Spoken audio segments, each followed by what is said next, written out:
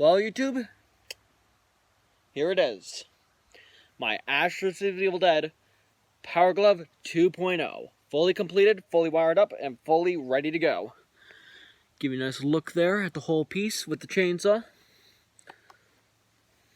Yeah, get a look at that sexiness. So, before I get into the actual details of this glove, I want to give a couple shout-outs. First and foremost, Christoph Engel. I want to thank him first and foremost because without his parts, I would not have been able to make this. If you want to make your own Power Glove, hit up Christoph Engel at the Knights of Samaria group on Facebook. Secondly, I would like to thank Ultra FX for the reference and being able to actually help me fit this all together. Without his help, I don't think I would have been able to get this strap in place, so thank you to him. I want to thank Brett's Groovy Chainsaws for inspiring me to tackle this project once again. I was okay with my first Power Glove, but I realized it just didn't live up to my standards and I wanted to redo it. So, you know, who else better to go to than the guy who got me into making Evil Dead props in the first place? Brett from Brett's Groovy Chainsaws. So I want to thank him for that, for this awesome piece. And overall, I just want to thank the KOS as a whole. The Knights of Samaria is a great group for Evil Dead fans alike. It's non-toxic, it's fun as all hell, you get to see all sorts of cool props being made, and you get lots of help so that way you can build stuff like this. Chainsaw you can build by yourself if you just follow the steps and ask for help. Power Glove, you can build by yourself just by asking for help or parts. People are willing to help you there. If you want to get into Evil Dead building, please check out the Knights of Samaria on Facebook. They are a great group.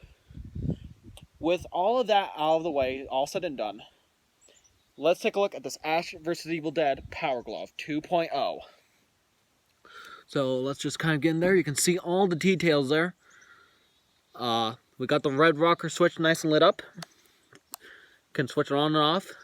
This basically acts like the main power source. The battery pack lies within here, within the actual glove. So that way I can actually wear this thing while it's still lit up. You can kind of see the wires kind of snaking in there a little bit. Very nice. We just got this little bit right here milliputted and screwed into place there, so that way it went at an angle. Over here we even got the functional flashlight. There's a little switch right here that I'm going to pull. And like that, you can just barely see there's a blue light right there. Kind of zoom in on that. And you can see just how much better this is compared to my old prop. You can watch the videos that I made recently on the Power Glove. Most of the videos recently from this year are about the Power Glove specifically. So you can just check out my channel and just go from the first Power Glove update up to the last one, which is going to be this one right here. And you can check it out in its full building glory, so you yourself can actually build one yourself. It's a pretty time-consuming and tedious process. I won't let that be known right away. So don't expect to just get the piece and go like, oh, I am just going to assemble this. That's not how this works. You need to actually put in a lot of elbow grease in order to make this work. Let me make that very clear. But if you got the time and you got the patience, you can build something like this. You just need to ask for parts from Christoph Engel. Or if you want something a bit more accurate, that's a bit more pricey, Nightmare Props is also making their own version of the Ash vs. Dead Power Glove kits. He's selling the block. He's basically selling the entire thing as a build-yourself kit. All you'd have to do is wire it up, paint it, and do all that. But for those of you who are on a budget, like myself, which is kind of what this channel is based off of, you know, budget builds, Christoph does sell these pieces, and they are very, very much affordable. Let me turn off this light here. But you can see everything here. You got the ribbon, rainbow ribbon cable right here, which is actually just siliconed in place. This wire housing piece right here, that's just, again, siliconed in place on this PVC. Everything's nice and painted up after it was chromed. Well, not chromed, it was hammered. A hammered effect. Basically, for the base coat, you would just want to have everything with a hammered effect and then paint the desired color you want and then ship away some of that paint. Hence why it looks so metallic and realistic. It adds a nice weight to the prop. It gives it some weathering and makes it look nice and gritty and realistic. The strap I got a couple nights ago. Had the pop rivet all in place. If the pop rivets don't pop right the first time, just hit it with the Dremel. It'll even out just fine. And just be sure to go back in there with some black acrylic paint and do a wash, so that way it actually looks grunged up and dirty in case you hit the actual rivets themselves with said Dremel, because that does happen. You do end up scuffing these things, so you do need to give them a black wash, just to ensure they do look natural and realistic. Sorry, I'm out of breath here. It's really cold out here.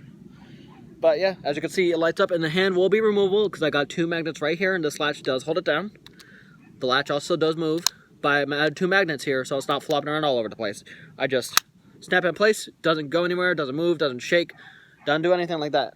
It stays right in place with the chainsaw like it needs to. And as you guys can see, it looks very, very cool with the chainsaw. Get some nice shots there. Get a nice sort of angled look. And I can basically tote this thing around, no problem. It doesn't add any weight. It's very lightweight, it's very tight, very snug. As you can see, I can pretty much just swing this chainsaw around with no problem. Occasionally, I do need to move this down so that way it doesn't scuff the paint on the chainsaw cuff. But outside of that, this thing doesn't require much fussing. You just gotta be able to tighten it the right way, and I made this strap so it is adjustable. The way it works is it screws into this power housing piece right here, goes around, and this cam buckle is screwed in place so the webbing feeds through the cam buckle, and you just yank it for whenever you want to tighten. Like, for example, here you just press down, yank, and there you go. It's a little bit tighter. You also want to make sure it's long enough so that way if you need to loosen it or if you need to tighten it, you know, it can go just fine. But yeah, it doesn't add any weight, doesn't add any fuss, damage. It's very easy to control, very easy to position, very easy to slip on and take to any con anywhere. And this will be very useful if you just want either that extra bit of detail or you want to just take this off and wear the removable hand with it. I will be making the hand again soon, using very similar methods, but something that will be a bit more accurate, you know. Something that's a bit more closer to what the show is and something a bit closer in paint style wise to get this to match up with the actual glove itself. But yeah, guys, this is pretty much my Ashley's Evil Dead Power Glove. Worked on this for about, I want to say this only took like 2 weeks, 2-3 weeks, give or take. Probably would have gone a lot faster if I was able to get my Dremel back sooner, but I was not, so that's the reason why it took 3 weeks. But other than that, you know, roughly all together, I would say if I were to match up all the days consecutively, it would probably amount to like maybe 1 week at the most. So basically, if you add up all the days together, and get rid of the days I wasn't working, this would take like a week. This took like a week to build. But yeah, guys, just keep in mind, even though it does look pretty high-end and pretty cool, it's not impossible to build. These take just very simple strategic paint jobs and strategic carvings and stuff like that in order to get it to the way that you want it.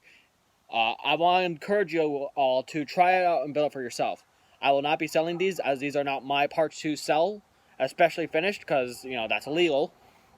But I do highly recommend that you go hit up Christoph Engel or Nightmare Props and get some Power Glove pieces of your own to build your own Power Glove. They're extremely fun to do. They're fairly simple to do if you know what you're doing. And if you have the time, you can come up with something pretty damn amazing, in my honest opinion. But yeah, guys, I will switch over from this camera to the front-facing camera so that way you guys can get a close-up on this whole thing with the chainsaw. And I'll see you all in the next video after I splice these two videos together to give you guys a nice, really deep, in-detail look at this whole piece together. Stay tuned. Alrighty, now that you guys have seen it worn, we can get into the more nitty-gritty details of this Power Glove that I built.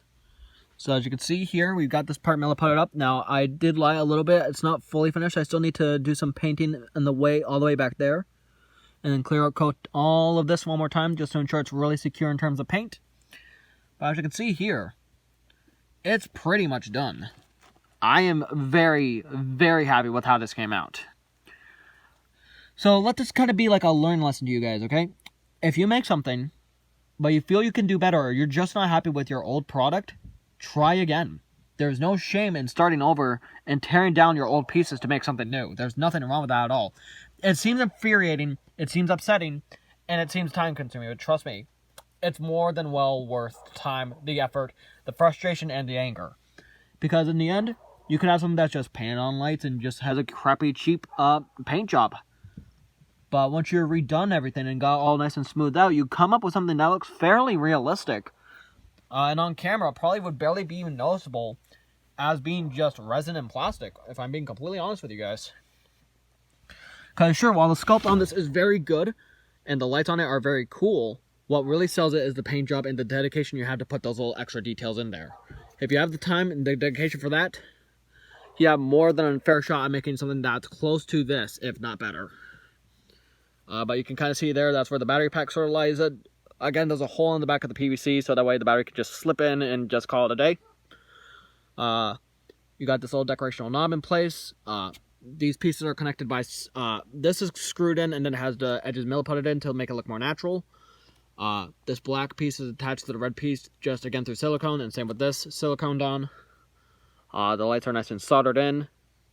I do also want to make note that I did reinforce the solder job with some shrink tubes, so be sure to do that because your wires will rip if you do not do that. But yeah, guys, I hope you enjoyed my little journey to recreate my Ash Receive Lead Power Glove.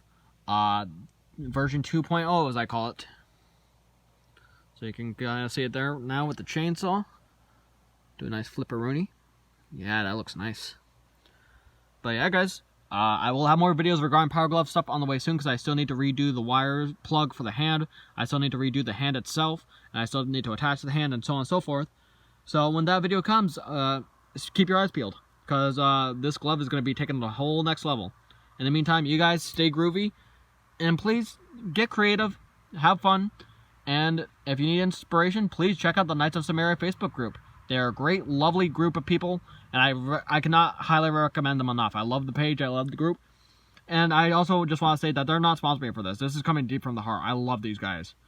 I basically consider them my second family. So, I don't know if that's enough to convince you guys, but as far as I'm concerned, when it comes to Evil Dead groups, you're not getting any better than that.